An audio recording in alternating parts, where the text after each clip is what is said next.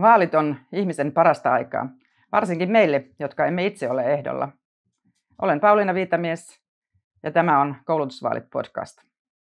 Olen kutsunut vieraakseni ehdokkaita eri puolilta Suomea kertomaan, kuinka juuri heidän kunnassaan kasvatus- ja koulutusasiat tulisi jatkossa hoitaa. Tervetuloa kuuntelemaan ja kenties katselemaan. Tänään olemme Helsingin Laajasalossa Jaana Alaja, sosiaalidemokraatin kotona, juttelemassa siitä, että minkälaista kuntapolitiikkaa Helsingissä pitäisikään tehdä seuraavina 4 vuotena. Tervetuloa, Jaana. Kiitos kovasti. Ja oikeastaan sinähän meidät tänne kutsuit, että ehkä sinun pitäisi meille päin sanoa, että tervetuloa, mutta menköön nyt näin. Sopii. Miten olet aikoinaan ajatellut lähteä mukaan politiikkaan? No tämä oli semmoinen juttu, että kokenut sosiaalidemokraatti niin kun pyysi, että lähde nyt ehdolle, että sulla olisi varmaan ihan paljon annettavaa tässä politiikassa. Ja mä en osannut kieltäytyä, joten siksi mä sitten lähdin kauan aikaa sitten. Tämä on nyt 4, liekkö jo 5 kerta, kun on ehdolla. No niin, näin se on, että monta kertaa niin kuin yllytyksestä yllytyshullut sitten innostuu ja sehän on hyvä yhteisiä asioita hoitamaan. No millä mielellä yleensäkin olet ollut mukana kuntapäättäjän tehtävissä? Sulla on ollut luottamustehtäviä aina vaaleista toiseen ja edelleen olet innokas jatkamaan. Niin. Joo, no hyvällä mielellä ja kyllä nämä sosiaalidemokraattiset arvot on niin se asia, miksi mä niin liityin nimenomaan tähän puolueeseen ja haluan olla tässä puolueessa edelleenkin. Ja mähän aloitin silloin, pääsin kulttuuri- ja kirjastolautakuntaan silloiseen ja se oli upeata aikaa, kun silloin rakennettiin Oodit, musiikkitalot, tanssintalot, että siellä tehtiin isoja päätöksiä ja se oli hienoa aikaa ja se sai sitten jatkamaan näissä ehdolla olemisissa. Aivan. No onpa ollut kyllä mahtavaa aikaa, kun on tehty jotakin myönteistä ja uutta, mistä kaikki saadaan nyt sitten nauttia Helsingissä. No sinä olet ammatiltasi opettaja. Kerro vähän siitä, minkälaisissa opettajaduuneissa olet ollut ja mitä teet nyt? Joo. Mä aloitin luokanopettajana vuonna 1988, sain viran. Ennen sitäkin olin ja ennen sitä sitten töissä Helsingin kaupungilla lastensuojelussa myös.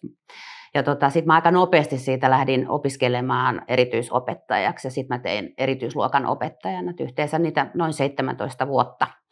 Ja pidin erittäin paljon niistä töistä myöskin ja aina sielläkin mä huomasin, että tehtävää koulutuksessa on paljon myös Helsingissä. No nyt et ole hetkeen kuitenkaan sit ollut kenttähommissa ihan luokkahuoneessa. No en ole ollut ja 2005 mä tulin valituksi varapääluottamusmieheksi opettajien ja 2006 sitten tulin valituksi pääluottamusmieheksi ja siinä tehtävässä mä oon päätoimisesti ollut tänne saakka, eli hyvin pitkään siinäkin. No niin, ja sitten olet sen lisäksi, tämän kaiken lisäksi ollut tietysti hyvin pitkään myöskin AY-toiminnassa, että olet OAJ-aktiivi ollut, ties miten pitkään. Kerro vähän siitä, missä kaikissa positioissa oletkaan ollut. No aloitin silloin HN-hallituksen jäsenenä, tulin valituksi sinne ja sitten mä olin erityiskasvatusliiton yhdistyksessä ja puheenjohtajanakin siinä. No sitten luonnollisesti OAJ-valtuustoon ehdolle ja sinnekin pääsin 1998 ja aina vaan uudelleen olen päässyt sitten tullut valituksi niihin tehtäviin ja OAJin hallituksessakin 2 kautta on ollut. Ja erilaisissa toimikunnissa ja tulo- ja palkkapoliittisen toimikunnan puheenjohtajana ja järjestövaliokunnan toimikunnan puheenjohtajana ja sillä lailla, että hyvin on syvällä siinäkin asiassa ollut. Hengästyttää. Mutta sulla on siis hyvä tämmöinen kosketus molemmille puolille nyt sitten, että sä oot saanut nähdä sen opettajan työn, mutta sitten sulla on kuitenkin se vahva kutsumus ollut sinne lasten puolesta tehtävään työhön, nimenomaan nyt sitten tämän taustan ja sitten myöskin tämän koulutuksen ja sitten sen aiemman työhistoriankin näkökulmasta. Kyllä. Ja sitten se niin kuin lastensuojelutyö niin kuin siellä pohjalla myöskin niin kuin tietysti on näyttänyt muunlaisia niin kuin näkökulmia. Samoin meidän kotona on aina ollut myöskin lastensuojeluasiakkaita, lapsia ja nuoria ihan asumassakin. Ja itse on ollut vanhempi tukena niin kuin nuorille tässä aikuisiellä sitten itsekin. No niin, no ei kyllä kuulosta niin kuin mahdollista olla parempaa lähtökohtaa kyllä siihen, että pääset tekemään Helsingistäkin parempaa paikkaa lapsille ja nuorille ja miksi ei myös sitten opettajakunnalle. Kyllä mä näin ajattelen, että tämä on aika hyvä kokonaisuus, mikä niin kuin näkemys tässä on saanut muodostettua.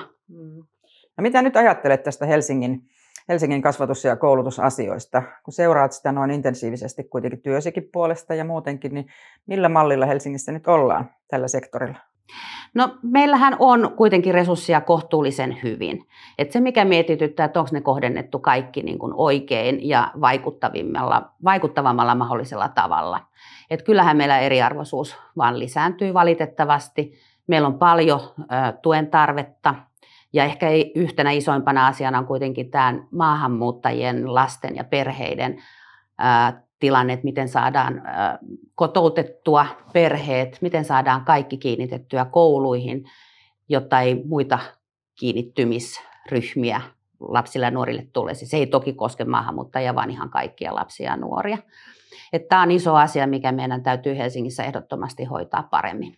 No sulla on varmaankin mietittynä jotakin konsteja, miten tähän päästäisiin puuttumaan ja tekemään paremmin. Kerro vähän. Joo, no se ei kyllä ratkea ihan pelkästään koulun turvin, että kouluun on lisätty resursseja juuri niille alueille, jotka on haasteellisimpia tässä mielessä. Niin sanottu tarveperustainen rahoitus on sellainen, jota ylimääräistä rahoitusta nämä alueet ja koulut saa. Mutta me tarvitaan siihen ilman muuta kulttuuri- ja vapaa-ajan toimijat, ja ne ovatkin mukana, mutta me tarvitaan tiivistettyä ehdottomasti tätä yhteistyötä, niin että kaikki pyrkii samaan päämäärään, samaan tavoitteeseen. Samoin siihen pitää olla niin kuin sosiaali- ja terveyspuolen tuki kaikille perheille, lapsille ja nuorille, ja tämä linkki on tällä hetkellä myös liian heikko. Mistä se johtuu, että se on heikko? Siis nyt puhutaan siitä, miten hallintokunnat on siiloissa kaupungin sisälläkin. Virkakunta on siiloissa, mutta että onko ne toiminnotkin sitten siiloutuneet vai mistä tämä johtuu? No kyllä ne on niin kuin aika lailla valitettavasti siiloutuneet, mutta parannusta on tapahtunut. Mutta nyt kun nämä budjetit on erillään, esimerkiksi sosiaali- ja terveyspuoli, niin on aikamoista neuvottelua virkamiehilläkin keskenään, että minkä verran kouluihin osoitetaan esimerkiksi oppilashuollon henkilöstöä. Ja siitähän meillä on pula, niin koululääkäreistä, terveydenhoitajista, koulupsykologeista, että kaikista näistä. Ja tämän kokonaisuuden mä haluaisin paremmaksi ehdottomasti, me tarvitaan kaikki tähän työhön. Nyt kun mainitsit tuonne, että näistä ammattiryhmistä, näistä henkilöistä on pulaa, niin miten Helsingin opettajapula? Onko täällä pulaa opettajista? No on ja ei. Että meillä niin kun on opettajaryhmiä, joissa ei ole pulaa, mutta esimerkiksi erityisluokanopettajista meillä on valtava pula. Ja mä itse olen kasvatus- ja koulutuksen niin kun toimialan semmoisessa saatavuusryhmässä, joka koskee niin kun opettajia.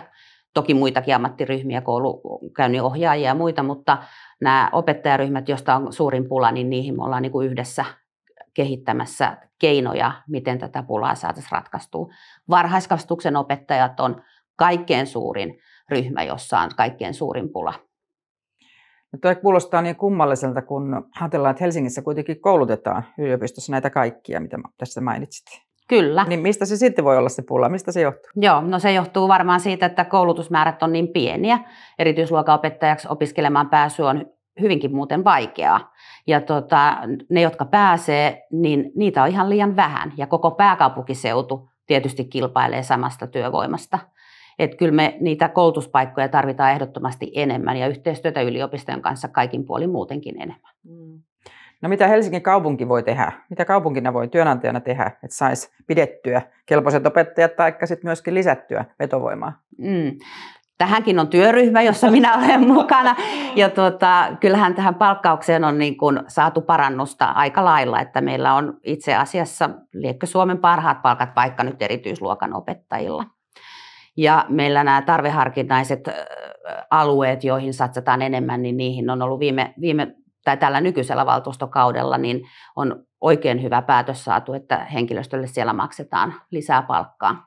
Se työ on erilaista niillä alueilla kuin muualla. Ja toki koulutusmahdollisuudet on laajat, mutta ongelma on siinä, että kyllähän koulutukseen on aika hankala lähteä, koska se päävastuu ja päätyö on luonnollisesti siellä koulussa lasten ja nuorten kanssa. Niin opettajankaan moraali ei aina kyllä taivu siihen, että nyt lähdetään koulutukseen ja jätetään kenties ihan jollekin ne oppilaiden asiat, niin se ei ole kauhean helppo. Näitä mietitään ihan jatkuvasti. Ensi viikollakin taitaa olla kokous tämän asian tiimoilta, että mitä muuta voidaan tehdä. Meillä on hyvät henkilöstöedut kuitenkin verrattuna pääkaupunkiseudun muihin kuntiin. että niilläkin kilpaillaan palkalla ja johtamiseen on kiinnitetty paljon huomiota ja se onkin parantunut, jos mä katson nyt 20-30 vuoden säteellä, niin se on niin kuin tullut tasalaatuisemmaksi. Meillä on hyvät rehtorit ja meillä on tiimityöskentelyä ja muuta ja tämmöinen niin kuin yhdessä johtamisen kulttuuri ja yhdessä toimimisen kulttuuri on parantunut, mutta ei se välttämättä nuorille vastavalmistuneille sillä lailla näy, että mikä parannus tässä on tapahtunut ja riittääkö se. Työ on tullut ihan vaativammaksi. Sepä se. Miten muistelenko oikein, että Helsingissä on joskus ollut työsuhdeasuntoja saatavilla, myöskin Helsingin kaupungin omistamia asuntoja Kyllä. opettajillekin. Olisiko tästä konstiksi siihen, että nuoret myöskin pystyisivät jäämään tänne, nuoret opettajat? Joo, toi on hyvä kysymys. Meillä ei ole työsuhdeasuntoja enää siinä mielessä, mutta meillä on Helsingin kaupungin vuokra-asuntoja, joista osa osoitetaan aina Helsinkiin töihin, Helsingin kaupungille töihin tulevalle henkilöstölle. No toihan kuulostaa yhdeltä tekijältä. Joka Kyllä, tämä on yksi tekijä mutta ne vuokrathan ei ole ihan halpoja enää niissäkään todellakaan. Että tämä Helsingin asumisen kalleus on varmasti niissä pienituloisimmissa ryhmissä se ongelma meillä. Mutta asuntopula ei ole tullut näiden opettajan kanssa keskusteluista niin kuin ensimmäisenä eteen. No entä sitten, niin puhuit tästä eriarvoistumisesta ja tästä, niin miten sä näet sen koulun mahdollisuuden nyt sitten tätä asiaa torjua? Luettelit tuossa hyvin se, että tarvitaan moniammatillisuutta, tarvitaan suunnitelmia, tarvitaan yhteistyötä, mutta miten ihan siellä arjessa, mikä se koulun mahdollisuudet on siihen eriarvoistumiseen puuttua? No edelleenkin sanot, että koulu yksin ei voi ratkaista sitä, mutta koulun sisällä meillä on ollut ihan ja on hyviä malleja, että meillä on pystytty tämän tarveharkinnaisen rahan turvin esimerkiksi tekemään hyvinkin maltillisen kokoisia ryhmiä ja erityisesti siellä alkuopetuksessa 1. ja 2. Ja niistä on niin hyviä tuloksia joissain kouluissa, että opettajat kertoo ja myöskin yläkouluopettajat kertoo sitten, että alakoulusta on nyt niin kuin selvästi tehty jotakin paremmin, koska lukutaito on kehittynyt ja ryhmätyötaidot ovat paremmat. Että kyllä se näissä ryhmäkoossa tulee niin kuin esiin tämä asia, että siihen pitää kiinnittää huomiota. Samoin sitten se, että sitä opetusryhmää voidaan jakaa tarvittaessa sitten useamman opettajan kesken, ainakin aika-ajoin. Että tähän täytyy kiinnittää huomio. Mutta se kielen haltuunotto, lukeminen ja kaikki tämä perustaidot, niin se vaatii pienempiä ryhmiä Helsingissä kyllä.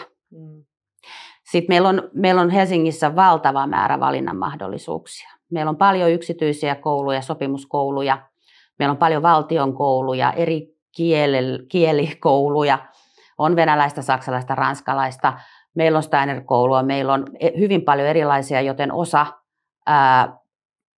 kodeista katsoo parhaaksi valita lapselleen muuta kuin lähikoulun. Ja tämä on hirveän hieno mahdollisuus, mutta kyllä se on myöskin yksi eriarvoisuuden niin kuin edistäjä. No miten se tämän sitten ratkaisisit, että eihän ketään voi kieltää nyt sitten laittamasta lastaan johonkin eri kouluun kuin mitä se lähikoulu on. Ja sitten siinä on varmastikin vaarana se, että jollakin tietyllä asuntoalueella sitten porukka pakenee muihin kouluihin ja sitten sinne jää ne, jotka ei osaa paeta. Joo. Näinkö? No kyllä näinkin, mutta onneksi ei niin kuin kokonaisuudessaan ihan onneksi ei ole tämä tilanne vielä.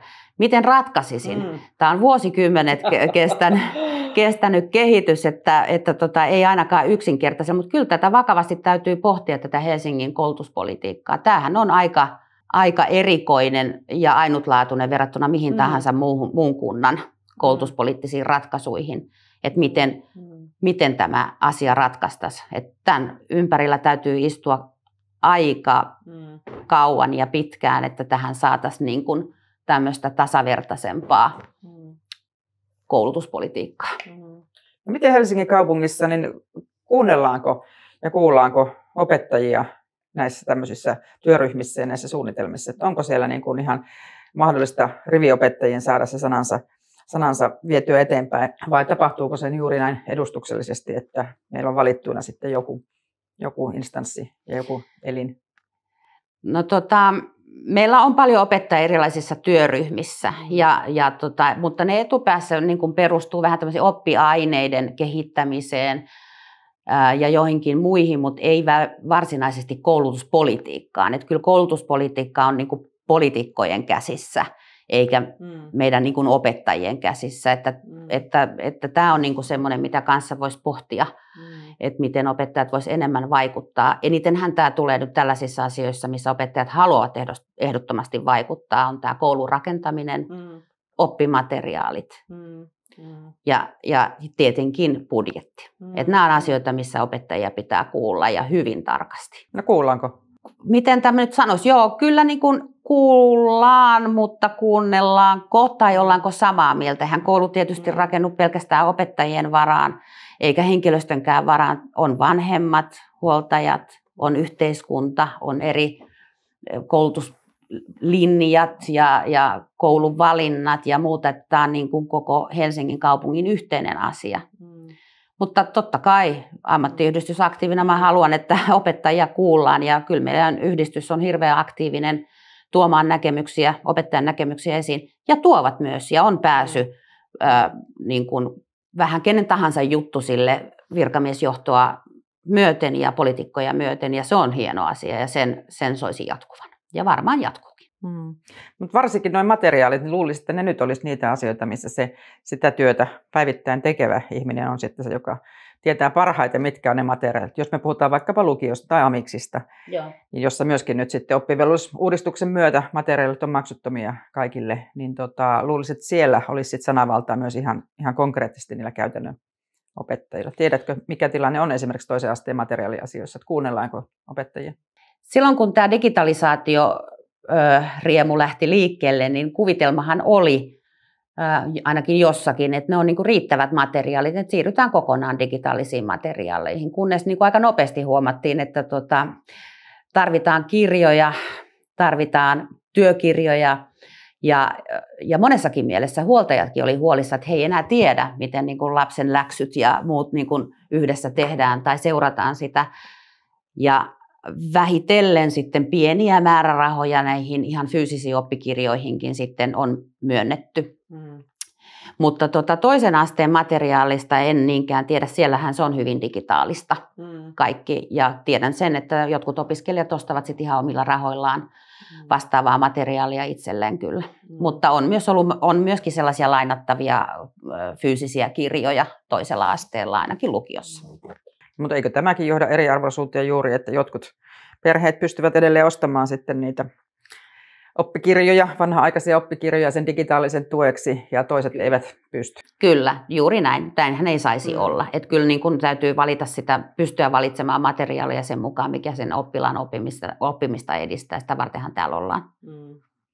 Sanoit tuossa aikaisemmin näistä tiloista ja tilan rakentamisesta, niin Helsingissähän paljon käyty keskustelua siitä, että kun tulee paljon väkeä nyt sisään, niin miten tilat riittää ja eikä taho riittäisi. Tehdään kummallisia tilaratkaisuja niin päiväkoteihin kuin myöskin sitten kouluihin, niin miten sä näet tämän, että millä tavalla tämä on nyt niin kuin jengoilla tämä asia, että onko tämä nyt kunnossa, kun on ehkä päästy sitten niistä muutamista virhearvioinneista, mitä aikaisempina vuosina on tehty, niin eroon, palattu ehkä johonkin muuhun, niin onko se näin vai tuntuuko se vaan siltä? No avoimet oppimisympäristöt ovat nyt sitten historiaa Helsingissäkin ja muunneltavat tilat, jotka on tietysti ihan hyviä, että voidaan ryhmiä yhdistellä, tiloja yhdistellä ja laittaa myöskin erikseen ja niin poispäin, mutta eihän ne neliöt riitä. Eihän ne neliöt riitä ja meillä on niin kuin vaikka 20 tai 16 tarkoitettuja luokkahuoneita, jossa on 25 ja muuta, niin tiedät kyllä, mitä se käytännössä tarkoittaa. Ei löydy myöskään tiloja riittävästi eriyttämiseen ja aikamoista sekamelskaa on, mutta meillä on myöskin mä kävin tuossa Maatullin uudessa yhtenäisessä peruskoulussa juuri rakennetussa, niin siellä oli paljon hyviä ratkaisuja, mitä mä näen, että ei tämä toivoton tämä tilanne on, mutta kyllä tästä pitää niin kuin ääntä pitää, että kyllä meidän niin kuin täytyy päiväkodit ja koulut rakentaa niin, että siellä on lapsilla hyvä olla ja tietäähän se niin kuin aikuinenkin, että jos on niin kuin liikaa hälinää ja liian ahdasta, niin pahimmillaan meillä istuu oppilaat ja opettajat kuulosuojaimet päässä yhdessä vaiheessa ja se ei edistä kyllä nyt sitten kenenkään hyvinvointia, että se oli kyllä melkomoista hullutusta, No ehkä toikin piti nyt sitten tehdä ja kokea kalliilla rahalla ennen kuin siitä ymmärrettiin, että se nyt ei vaan toimi. Että kaunis rakennus, mikä ei sovellu kouluksi. No sekin on näin ja tietysti toive oli, että koulurakennusta käyttäisi moni muukin kuin vain oppilaat ja koulun väki. Että siellä sitten liikuntasalit tokikin on niin kuin käytössä koko kaupungille ja niin poispäin. Mutta harvoinpa siellä nyt ehkä jotain yhtiökokouksia taloyhtiöiden niin kuin järjestetään, mutta että jos sinne löytyy lisää vuokralaisia iltaisin, niin hyvä juttu se tietysti olisi, että olisi näitä vuokranmaksajien jakajia. Että mehän kipuillaan niiden valtavien vuokrien kanssa koko ajan kouluissa. Yhä suurempi osa koulun budjetista menee vuokraan. Niin, mainitsit nyt nämä liikuntasalit ja tilat, niin liikunnanopettajiltahan on tullut sitä viestiä Helsingissä, että heidän on aika hankala toteuttaa sitä opetussuunnitelmaa, jota heidän pitäisi toteuttaa juuri näiden tilojen takia. Niin mitä tällä nyt voisi tehdä? Eihän tämä voi olla niin, että opettajat ei pysty varaamaan etukäteen niitä ryhmilleen, niitä paikkoja ympäri kaupunkia. Kyllä, ja ei ole mitään semmoista, että voisi yhtäkkiä muuttaa sitä päivän kulkua, kun näyttäisi, että luokanopettajan esimerkiksi olisi helpompi, että nyt on liikuntatunnin paikka, eikä vasta tunnin päästä, kun tilanne näyttäisi siltä, niin se on mahdotonta. Eli kyllähän tämä tarkoittaa sitä tarkkaa suunnittelua ja siitä suunnittelua sitä pitää sitten noudattaa, niin se liikkumavara jää kyllä hirveän pieneksi. Ja olen ihan varma, että liikunnanopettajat on kyllä aika ahdingossa tämän tilanteen kanssa myös. Sitten vielä kuuma peruna täällä Helsingissä on ollut nämä painotetut luokat. Kerro vähän, mitä se yleensä tarkoittaa. Joo. Peruskoulussa ennen kaikkea. Joo, Helsingissä voi hyvinkin paljon valita esimerkiksi painotettua opetusta. Musiikkiluokat, on erilaiset liikuntaluokat, on erilainen kielipainotus ja mitähän vielä, kuvataidekin on. Ja niihin suureen osaan on pääsykokeet, jotka huoltajat saa sitten tietää, että nämä pääsykokeet on tällöin ja tuolloin. Ja sieltä sitten valitaan ne, joilla taipumuksia siihen painotukseen parhaiten on. Ja tämähän on edelleen suuri mahdollisuus, mutta myöskin jollain lailla eriarvoistava ehdottomasti. Mutta meillä on myöskin kouluja, joissa on tämmöisiä painotettua, tai sen nimi voisi olla joku muu, mutta sellaista opetusta, jossa voi valita erilaisia linjoja ilman pääsykoetta. Ja sitten meillä on myöskin niitä ratkaisuja, joissa painotettu opetus ei järjestetäkään luokkamuotoisin, että kaikki ovat samassa ryhmässä, vaan niin, että ne on hajautettu eri luokille ja ne painotetut oppiaineet on siellä vain yhdessä. Ja se näyttäisi olevan niin kuin ainakin mielenkiintoinen ja kannattaa kuunnella opettajia, mitä mieltä he siinä ovat. Mutta onhan se tosiasia, että osa pystyy valitsemaan, haluaa valita. Osalla ei ole siihen mahdollisuuksia edes. Eli kyllä tätä painotettua opetusta, sille voidaan antaa joku muukin nimi, niin pitäisi olla kyllä niin kuin ympäri Helsinkiä tasaisesti, jotta jokainen löytäisi sen kipinän siitä, mistä juuri on kaikkein innostuneen ja näin. Ja pääsykokeet on yksi kanssa, että tarvitaanko niitä vai pitäisikö olla mahdollisuus kiinnostuksen perusteella päästä painotettuun opetukseen. Iso koulutuspoliittinen kysymys Helsingissä tulevalla kaudella taatusti. No nyt kun ollaan tässä vaalien alla ja tietysti vaalilupauksia pitäisi nyt sitten saada kuulla, niin löytyisikö sulta nyt tähän painotettuun opetukseen liittyen joku lupauksen tynkä? Kyllä mä haluan tarkemmin niin kuin selvittää ja tehdä sen niin kuin tiettäväksi, että miten tätä painotettua opetusta voisi kehittää niin, että se olisi yhä useamman ulottuvilla ja niin, ettei se lisää sitä koulun sisäistä segregaatioa, koska mullakin on opettajatuttuja, jotka ovat vaihtaneet kouluja sen takia, että ei ole ollut niin hyvä opettaa siellä, jossa yksi ryhmä tai muutama ryhmä on etuoikeutetussa asemassa vähän toisenlaisia kuin sitten nämä muut ryhmät. Ja ne on halunnut valita koulun, jossa painotettu opetusta ei esimerkiksi ole. Ja on sitä samaa tullut vanhemmiltakin. Mutta meillä on hyvin vankka puolustus näiden painotettujen luokkien puolesta. Ja tämähän vaatii keskustelua ja tarkastelua ja loppujen lopuksi on sitten arvovalinta. Hyvä. Tässä kuultiin erittäin hyvä katsaus nyt Helsingin tilanteeseen. Haluatko vielä lopuksi kertoa jotakin siitä, että minkälainen tarttumapinta sulla on niin kuin henkilökohtaisen elämän kautta näihin kasvatus- ja koulutusasioihin nyt, kun niistä omista vuosista siellä luokkahuoneessa on jo aikaa? No niin, mullahan on 3 pientä lapsenlasta, 3 poikaa, jotka kaikki ovat päiväkodissa tuolla ihailen sitä päiväkodin työtä muuten ihan suunnattomasti. Ja vanhin menee nyt ensi syksynä kouluun, joten mä oon aika aktiivisesti mukana siinä heidän arjessaan. Ja tosi kiitollinen siitä, että mä pysyn koko ajan kärryillä eri-ikäisten oppimispoluista.